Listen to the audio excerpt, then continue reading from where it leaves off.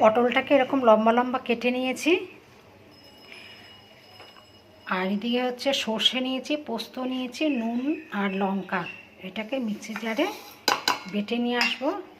আচ্ছা, পটলের সর্ষে পোস্ত দিয়ে রান্না করব। কড়াইতে তেল দিয়েছি, সর্ষে তেলেই আমি করব। তেলটা গরম হয়ে গেছে, পটলগুলো ভেজে নেব।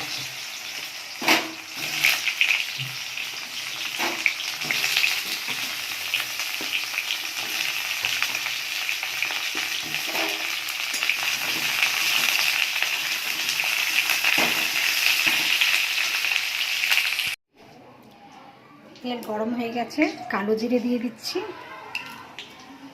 আর হচ্ছে কাঁচা লঙ্কা ফোড়ন দিয়ে। পটল ভেজেছি তো একটু তেলটা একটু কালো।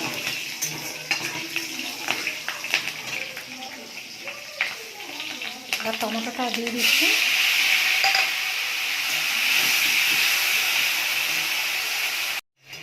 টমেটোটা গলে গেছে, হলুদ, কাশ্মীরি লঙ্কা আর নুন দিয়ে দিচ্ছি।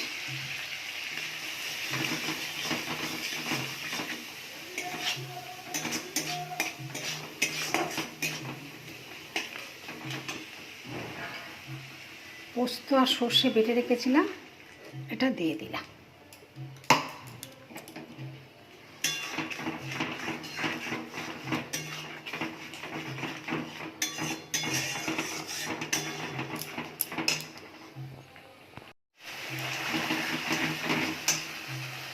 তেল ছেড়ে দিয়েছে, মশলাটা ভাজা হয়ে গেছে, পটল ভেজে রেখেছিলাম, এবার এটাকে দিয়ে দিচ্ছি।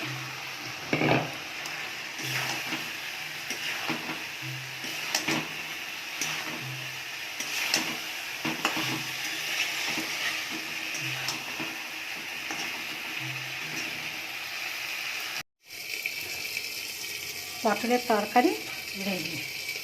সর্ষে পোস্ত দিয়ে পটলের তরকারি। এবার আমি গ্যাসটা বন্ধ করে দিচ্ছি।